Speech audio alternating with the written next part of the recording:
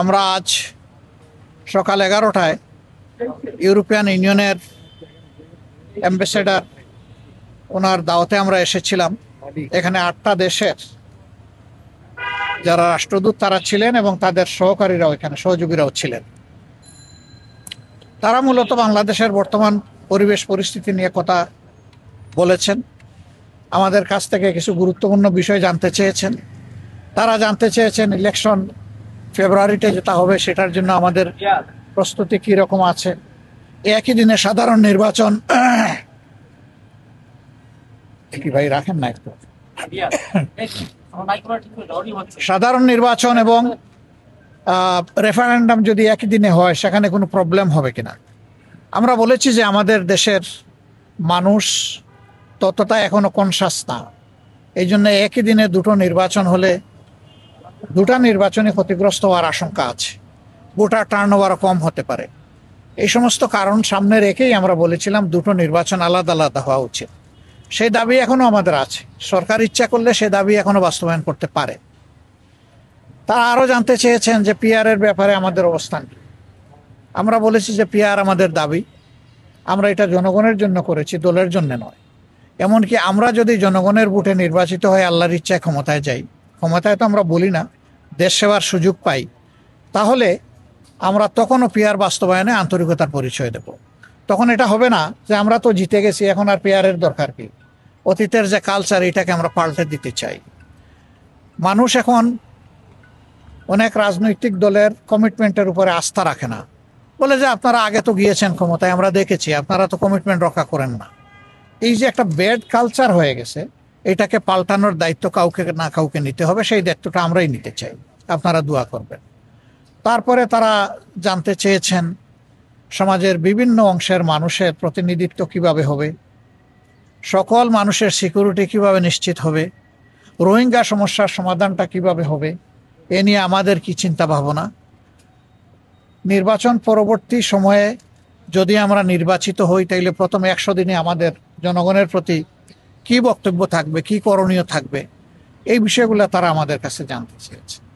তো আমরা বলেছি যে আমাদের সব কিছুই ফ্রেম করা আছে, আমরা ওয়ান টাইম যখন যেটা প্রযোজ্য সেটা আমরা সামনে রিলিজ করব। তারা আমাদের ম্যানিফেস্টোতে কিছু জিনিস দেখতে চান, আমরা বলেছি অলরেডি এগুলো আমরা ইনক্লুড করে নিয়েছি। তারা বাংলাদেশকে একটা ইনক্লুসিভ বাংলাদেশ দেখতে চান। আমরা তাদেরকে বলেছি আল্লাহ তাআলার ইচ্ছা এবং জনগণের ভালোবাসায় আমরা নির্বাচিত হলে সেই ইনক্লুসিভ বাংলাদেশই আমরা গড়ব ইনশাআল্লাহ। আমরা কোনো দলকেই বাদ দেব না। আমরা দেশের স্বার্থে দারুণভাবে আমরা অনুভব করি যে অ্যাটলিস্ট আগামী 5টা বছর দেশের স্থিতিশীলতা, ইকোনমি ফিরাইয়ে আনা, আইনের শাসন সমাজে কায়েম করা এবং সমাজ থেকে দুর্নীতিকে নির্মূল করা বা বিদায় দেওয়া, এর জন্য প্রয়োজন আমাদের একটি জাতীয় সরকার। মাত্র 30% টাকায় জমির মালিক হয়ে নতুন বাংলাদেশের গড়ে তোলার স্বপ্ন দেখা বাংলা বসতি। আমরা নির্বাচিত হলে সেই সরকারটাই গঠন করব। যারা এখানে অংশগ্রহণ করবেন তাদের কাছে শুধু 2টা জিনিসই আমরা প্রত্যাশা করব। নাম্বার 1, কেউ নিজে দুর্নীতি করবেন না এবং দুর্নীতিকে কোনোভাবে প্রশ্রয় দেবেন না। নাম্বার 2, আমরা চাইব সকলের জন্য বিচার সমান এবং নিশ্চিত করতে। এই ব্যাপারে কোনো ধরনের হস্তক্ষেপ কেউ করবেন না রাজনৈতিকভাবে। মিনিমাম এই 2টা জিনিসের ব্যাপারে যারা একমত হবেন তাদেরকে নিয়ে আমরা সরকার গঠন করার জন্য আমরা আগ্রহী। আমাদের আপত্তি নাই না, আমরা আগ্রহী, সেটা দেশের স্বার্থে। এমনকি আল্লাহ যদি ইচ্ছা হয় যে 200 আসনেও আমরা বিজয়ী হয়ে যাই, তারপরে আমরা এটি করবো ইনশাআল্লাহ। এবং দেশবাসীকে আমরা আশ্বস্ত করতে চাই, অতীতে যা হয়েছে হয়েছে, এখন সারা দেশবাসী আমরা ঐক্যবদ্ধ দেশের স্বার্থে, আমাদের আগামীর প্রজন্মের স্বার্থে। যুব সমাজের যে অ্যাসপিরেশন, তাদের যে আকাঙ্ক্ষা, এই আকাঙ্ক্ষা কোনোভাবে যাতে ব্যাহত এবং আহত না হয় সেই ব্যাপারে আমরা দারুণ শ্রদ্ধাশীল। তারা job creation, migration, education exchange, economic rebuild, এই সমস্ত বিষয়ে তারা কথা বলেছে এবং তাদের সাজেশনগুলা, তাদের কথাগুলা আমাদের কাছে দারুণ আন্তরিক মনে হয়েছে যে তারা আসলেই বাংলাদেশকে ভালোবাসে। তারা একটা বাংলাদেশকে বেটার বাংলাদেশ হিসাবে আগামীতে দেখতে চান। আমরা যেন দেশ এবং বিদেশের সকলের আশা আকাঙ্ক্ষাকে আমরা সম্মান করতে পারি এবং সকলের আশা বাস্তবায়ন হয়, আপনারা দোয়া করবেন। আমরা আমাদের রাজনীতি দলের জন্য করি না, ব্যক্তির জন্য করি না, আমাদের রাজনীতি জনগণের জন্য, এবং এটা আমরা কথায় নয় কাজেই প্রমাণ দিতে চাই। আল্লাহ যেন সেই প্রমাণ দেওয়ার শক্তি আমাদেরকে দান করেন। আপনাদের সবাইকে ধন্যবাদ, কষ্ট করে এসেছেন আমাদের কথাগুলা কভার করার জন্য।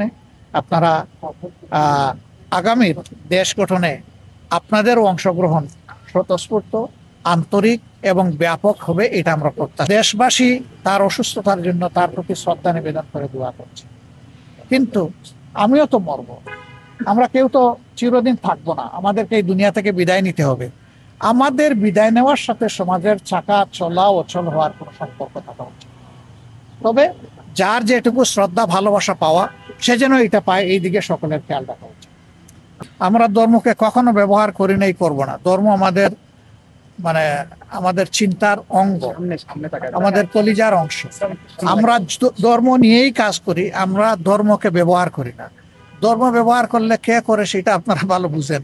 ইলেকশনের সময় নতুন করে যারা বেশি বেশি নামাজ শুরু করেন, টুপি পরেন, তসবিহ হাতে নিয়ে ঘুরান, ধর্মকে তারাই বোধহয় সম্ভবত ব্যবহার করেন। আমরা কিন্তু সারা বছর তসবিহ হাতে নিয়ে ঘুরাই না, তসবিহ বুকে নিয়ে ঘুরাই আমরা। এবং আমরা আমাদের কাজগুলো আমাদের বিলিফের আওতায় করতে চাই। এখন যে যেভাবে বুঝেন এটা তাদের ব্যাপার। আর আমরা ইলেকশন পিছানোর কোনো সুযোগ আছে মনে করি না, উচিত নয় মনে করি। আমরা মনে করি যে ফেব্রুয়ারির ঘোষিত এই টাইম লাইনের ভিতরে নির্বাচন হওয়াই দেশের জন্য একান্ত প্রয়োজন। এর সামান্য কোনো ব্যত্যয় ঘটলে দেশ দারুণভাবে ক্ষতিগ্রস্ত হবে, এবং কারো দ্বারাই দেশ ক্ষতিগ্রস্ত হোক এটা আমরা চাই না।